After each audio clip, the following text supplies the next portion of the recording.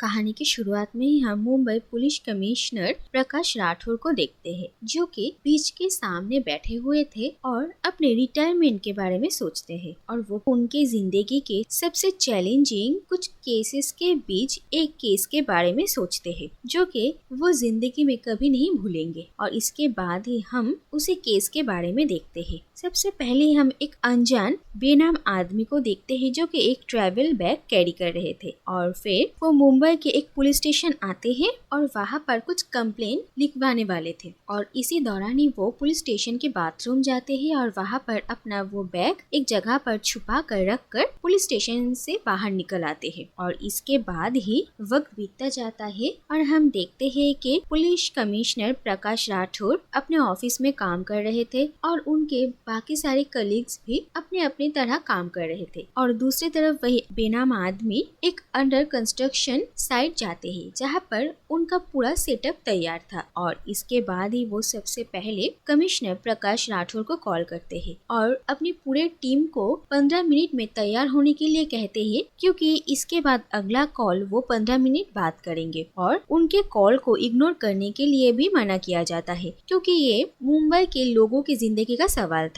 और ये बात सुनते ही प्रकाश राठौर जल्द से जल्द अपनी पूरी टीम को तैयार करते हैं और फिर से उसी आदमी के कॉल का इंतजार करते हैं। और इसी बीच हम उस बेनाम आदमी को देखते हैं, जो कि नैना रॉय नाम के एक न्यूज रिपोर्टर को कॉल करते हैं और उन्हें कहते हैं कि अगर वो इंटरेस्टेड है तो वो आज नैना को एक बहुत बड़ा ब्रेकिंग न्यूज बनाने में मदद कर सकते हैं। और अगर नैना इंटरेस्टेड नहीं है तो उनके पास और भी कई सारे ऑप्शंस है। और कुछ सोचने के बाद नैना इस आदमी के ऑफर को एक्सेप्ट कर लेती है। और इसके बाद ये आदमी मुंबई पुलिस हेडक्वार्टर के सामने जाने के लिए कहता है और नैना अपने कैमरामैन को लेकर वही पहुंचती है। दूसरी तरफ हम देखते हैं कि फिर से कमिश्नर प्रकाश राठौर को कॉल किया जाता है और सबसे पहले ही वो प्रकाश राठौर को ये बताते हैं कि वो किसी ऐसे इंसान से बात करना चाहते हैं जिनके पास डिसीजंस लेने की अथॉरिटी हो। और इसके बाद प्रकाश राठौर सीएम को कॉल करते हैं और उन्हें ये केस लीड करने के लिए कहते हैं, लेकिन सीएम प्रकाश पर ही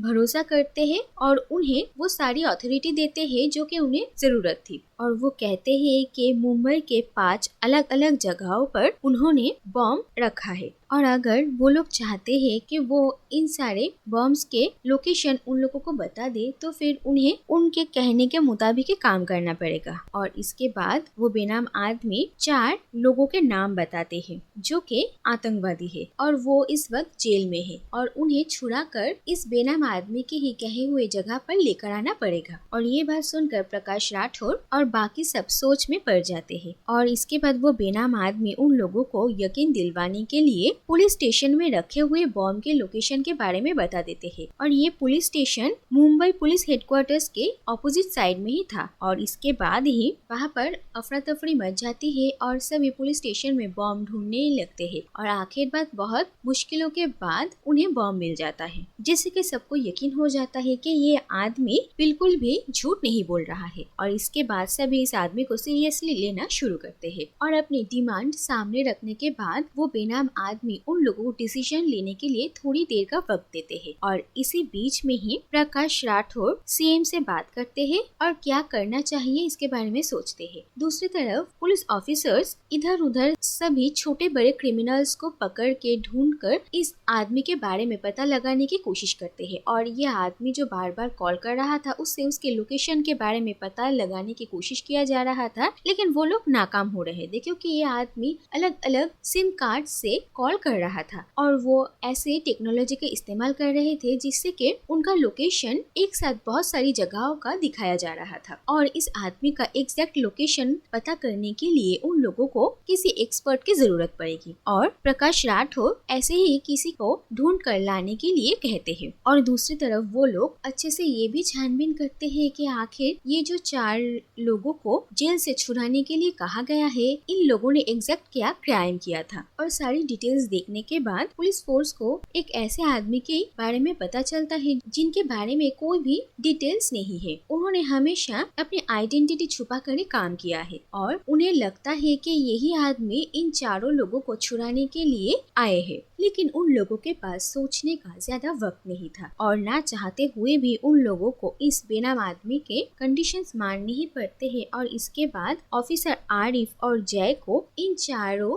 लोगों को जेल से छुड़ाकर बताए हुए जगह पर पहुंचाने का रिस्पॉन्सिबिलिटी सौंपा जाता है और फिर धीरे धीरे करके एक एक काम किया जाता है। और आरिफ और जय जब बस में इन चारों लोगों को लेकर जा रहे थे तब ये चारों लोग उनकी जिंदगी बच जाएगी ये सोचकर बहुत खुश थे। और इसके बाद फाइनली वो लोग उसी बताए हुए जगह पर पहुंचते हैं और वो बेनाम आदमी फिर से कॉल कर और उसी जगह पर 2 बेंच रखा हुआ था और वो उन चारों लोगों को उसी बेंच के पास रखकर ऑफिसर आरिफ और जय को वहाँ से चले जाने के लिए कहते हैं। और उन लोगों के वहाँ से जाने के बाद ही वो बाकी सारे बॉम्ब्स के लोकेशन के बारे में बताएंगे और उनके कहने के मुताबिक ही काम होता है। लेकिन इसके बाद ही आरिफ को ऐसा लगता है कि इन चारों को छोड़ देने के बाद भी अगर उस आदमी ने बॉम्ब्स के जगह के बारे में नहीं बताया तो उनके लिए बहुत बड़ी मुसीबत हो जाएगी। इसीलिए वो सेफ्टी के लिए इब्राहिम नाम के एक आदमी को, जो कि उनमें से सबसे ज्यादा खतरनाक भी था, उसे अपने पास रख लेता है और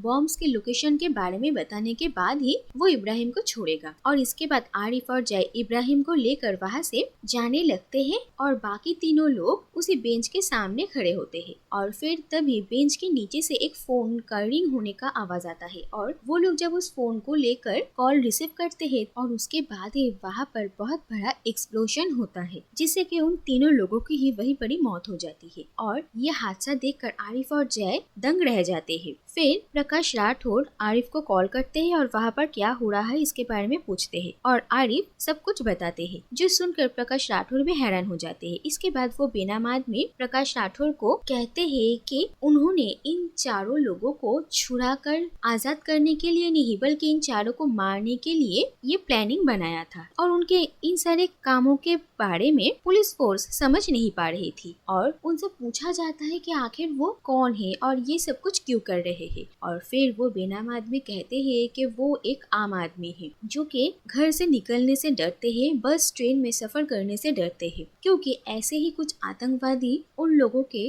रोजमर्रा की जिंदगी में आतंक फैला रहे हैं। और एक आम आदमी होने के नाते वो अब इन सब चीजों से उब चुके हैं और वो इन सारे कीड़ों मकोड़ों को मार कर अपना घर अपना देश साफ कर रहे हैं, जो कि गवर्नमेंट या फिर पुलिस फोर्स को करना चाहिए था। अब वो करने के लिए एक आम आदमी को बाहर आना पड़ रहा है और वो क्लियरली ये कहते हैं कि बाकी तीनों तो मर गए हैं, लेकिन इब्राहिम को अगर आरिफ और अजय ने नहीं मारा तो वो बाकी बॉम्ब्स के लोकेशन के बारे में नहीं बताएंगे। इसके बाद प्रकाश राठौड़ और सीएम देखते हैं कि उन लोगों के पास और कोई रास्ता भी नहीं है, इसीलिए प्रकाश राठौड़ आरिफ को ये हिंट देते हैं कि वो as a self defence Ibrahim को मारा है ऐसा दिखाने के लिए, और वो लोग इस केस को एज अ एक्सीडेंट रजिस्टर करेंगे। और फिर हम देखते हैं कि आरिफ और जय इब्राहिम पर गोली चलाते हैं और इसके बाद जय इब्राहिम के हाथ में एक गोली मारता है जिससे कि ये लगे कि इब्राहिम ने उन लोगों पर पहले अटैक किया। इसके बाद हम देखते हैं कि उसी बेनाम आदमी के कहने के मुताबिक ही नैना रॉय उस जगह पहुंचती है और इस पूरे न्यूज को रिपोर्ट करती है। और फिर न्यूज चैनल में जब इब्राहिम के मौत की खबर वो बेनाम आदमी देखते हैं तो वो प्रकाश राठौड़ को कॉल करते हैं। और दूसरी तरफ हम देखते हैं कि पुलिस फोर्स को अनुज नाम के एक हैकर के बारे में पता चला था और उन लोगों ने उसे बेनाम आदमी के लोकेशन के बारे में पता लगाने के काम पर रखा था। और फाइनली अनुज ने उस आदमी के लोकेशन ढूंढ निकाला था और प्रकाश राठौड़ उसी अंडर कंस्ट्रक्शन साइट में आते हैं। और तभी वो बेनाम आदमी प्रकाश राठौड़ को कॉल करते हैं और उनसे कहते हैं कि उन्होंने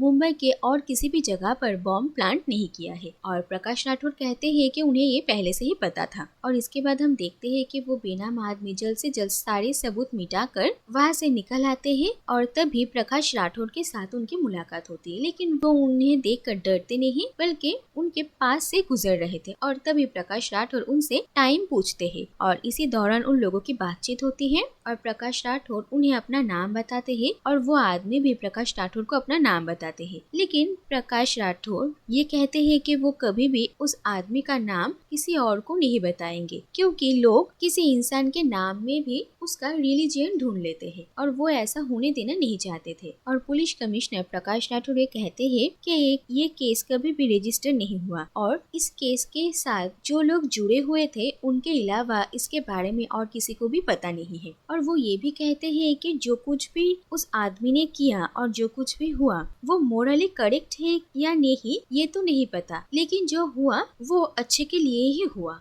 और इसी के साथ ही ये कहानी यहीं पर ही खत्म हो जाती है।